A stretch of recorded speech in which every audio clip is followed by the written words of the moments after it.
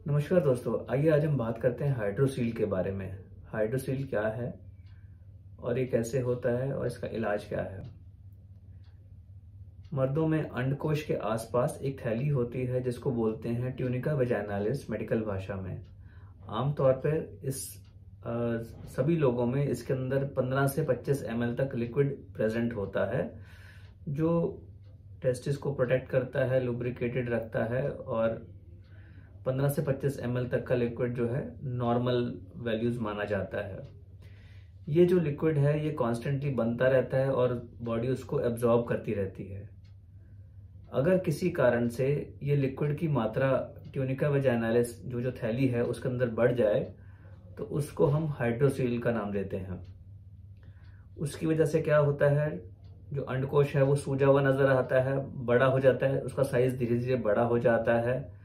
वहां पे आपको मांस की तरह, गांठ की तरह फील होगा और जैसे जैसे वो बड़ा होगा उसकी वजह से कुछ परेशानियां आएंगी, जैसे कि वहां भारीपन लगेगा, वहां पेन हो सकता है, आपको चलने फिरने में दिक्कत आ सकती है क्योंकि वो थाइज के साथ टच कर रहा होगा, या फिर सेक्सुअल एक्टिविटी में परेशानी आ सकती है।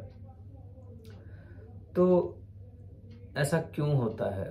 वो इसके दो कारण हो सकते हैं। जैसा कि मैंने बताया कि या तो लिक्विड का जो प्रोडक्शन है वो बढ़ गया या फिर उसकी जो एब्जॉर्ब करने की जो पावर है बॉडी की वो कम हो गई। लिक्विड बढ़ने के कारण क्या हो सकते हैं? सबसे पहले कि वो लिक्विड जो है उसकी प्रोडक्शन कहाँ से बढ़ गई। मान लीजिए टेस्टिस में कुछ इन्फेक्शन है, उसकी वजह से वहां पे लिक्विड ज्यादा इकट्ठा होना शुरू हो जाएगा। दूसरा जो कारण है जो कि इम्पॉर्टेंट है और मिस नहीं होना चाहिए, टेस्टिस का कैंसर। इन दो सिचुएशंस में वहां पे लिक्विड की मात्रा बढ़ जाएगी। टेस्टिस के इन्फेक्शन कई किस्म के होते हैं, बैक्टीरियल हो सकता है, फिलियराइसिस की वजह से हो सकता है, या और भी दूसरे कोई भी बैक्टीरिया या ऐसे इन्फेक्शन हैं जिसकी वजह से टेस्टिस में इन्फेक्शन हो सकता है। इन सब इन्फेक्शंस में वहां पे जो लिक्विड की मात्रा है ट्यूनिका वैजाइनालिस में वो बढ़ सकती है और उसकी वजह से वहां पे हाइड्रोसील बन सकता है। दूसरा जो कारण है कि वहां पे जो एब्जॉर्प्शन पावर है वो कम हो गई किसी भी कारण से। अगर वहां पे कोई क्रॉनिक इन्फ्लेमेशन थी, इन्फेक्शन थी, उसकी वजह से जो चैनल्स हैं जो जो लिक्विड को वापस ट्रैवल करके वहां से लेके जाते हैं वो चैनल्स ब्लॉक हो गई, तो उसकी वजह से हाइड्रोसील हो सकता है। तो इसका सॉल्यूशन क्या है, इसका इन्वेस्टिगेशंस कैसे हैं, कैसे कंफर्म करते हैं कि हाइड्रोसील है। तो हाइड्रोसील अगर हम देखें कि वहां पे एक जो जो टेस्टिस है, जो स्ट्रोटम है, अंडकोश है, वो एक फूल के गांठ जैसी बन गई, वहां पे गुब्बारे जैसा बन गया है, देखने में वैसा लगता है। ऐसा दूसरी कंडीशंस में भी हो सकता है, जैसे कि हर्निया में भी ऐसा हो सकता है, इन्फेक्शन में भी ऐसा हो सकता है। तो क्लिनिकली एज ए यूरोलॉजिस्ट हम लोग डिफ्रेंशिएट कर पाते हैं कि वो वहां पे कोई कैंसर तो नहीं है, वहां पे हर्निया तो नहीं है, ये क्लिनिकल एग्जामिनेशन से कंफर्म होगा।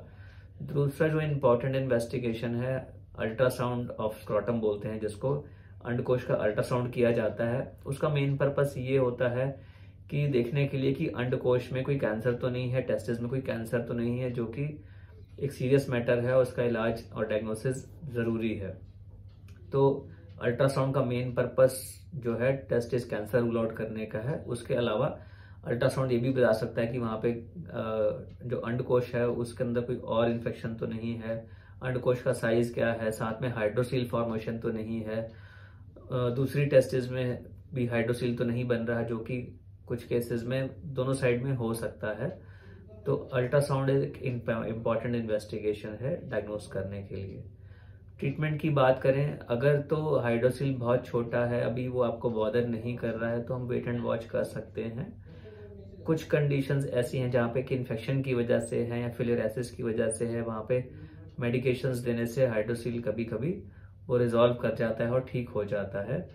अगर आपको अनकंफर्टेबल लगता है, अगर आपको लगता है कि हैवीनेस ज़्यादा महसूस हो रही है, पेन हो रही है, तो पेन किलर दिए जा सकते हैं, या फिर टाइट स्क्रॉटल सपोर्ट या फिर टाइट अंडरवियर अगर हम पहने तो उससे सपोर्ट रहने से कुछ लोग कंफर्टेबल फील करते हैं। इसके अलावा जो फिर अगर इन सब चीज़ों से हाइड्रोसील रिजॉल्व नहीं होता है या सॉल्यूशन नहीं निकलता है तो उस केस में कुछ ना कुछ इंटरवेंशन करना पड़ता है। दो किस्म की इंटरवेंशन होती हैं। एक होती है कि हम जो पानी है, हाइड्रोसील का पानी है, नीडल डाल करके निकाल सकते हैं और लेकिन ये अनफॉर्चुनेटली एक टेम्परेरी मेथड है, वो उस टाइम के लिए तो हाइड्रोसील को ठीक कर देगा, लेकिन जो भी अंडरलाइंग कॉजेज थे जिसकी वजह से हाइड्रोसील बना था, क्योंकि वो जो सैक है, ट्यूनिका वजाइनालिस है, जो थैली है वो वहीं की वहीं है, तो वो लिक्विड दोबारा इकट्ठा होना शुरू हो जाएगा। तो जो नीडल से हम लोग पानी निकाल देते हैं वो एक टेम्परेरी मेजर है, just to buy time, and future में हमें कुछ डेफिनेटिव प्रोसीजर करना पड़ता है। तो डेफिनेटिव प्रोसीजर क्या है, उसको हम एक सर्जिकल प्रोसीजर है जिसको कि हम हाइड्रोसिलेक्टोमी या इवर्जन ऑफ सैक या कुछ डॉक्टर्स के नाम है जैसे जैबुलिस प्रोसीजर, ये सब उसका नाम है प्रोसीजर्स के।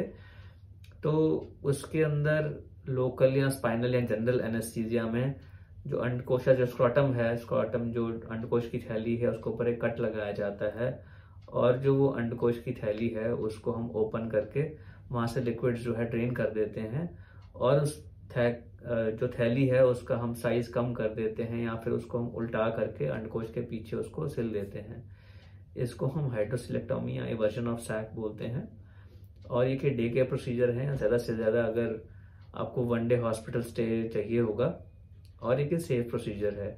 चांसेस ऑफ रिकरेंस ऑलमोस्ट ना के बराबर है, बहुत ही रेयर केसेस में वहाँ पे रिकरेंस हो सकता है, और रिकवरी फास्ट है, आप सेम डे घर जा सकते हैं, आप चलना फिरना शुरू कर सकते हैं शाम से या नेक्स्ट मॉर्निंग से, खाना पीना खा सकते हैं सेम डे से, और टेम्परेरी जो है वहाँ पे कुछ हल्का पेन हो सकता है या स्वेलिंग कुछ दिन रह सकती है, टेम्परेरी इश्यूज हैं, और उसका हीलिंग फास्ट हो जाता है। तो अगर कभी भी आपको कुछ हाइड्रोसील की प्रॉब्लम है तो इसको इग्नोर इसलिए नहीं करना चाहिए क्योंकि कोई अंडरलाइंग सीरियस मैटर हो सकता है, जैसे कि टेस्टिस कैंसर है, या फिर डायग्नोसिस जो है कुछ और हो सकता है, वहाँ पे हर्निया हो सकता है, और दूसरे कारण से भी टेस्टिस में स्वेलिंग आ सकती है, इन्फेक्शन हो सकता है, ट्यूबरक्लोसिस हो सकता है। तो आप एक बार यूरोलॉजिस्ट से ज़रूर संपर्क करें। दोस्तों, मैं doctor Aman Gupta, urologist, andrologist and kidney transplant surgeon, Fortis hospital, Vasant Kunj में।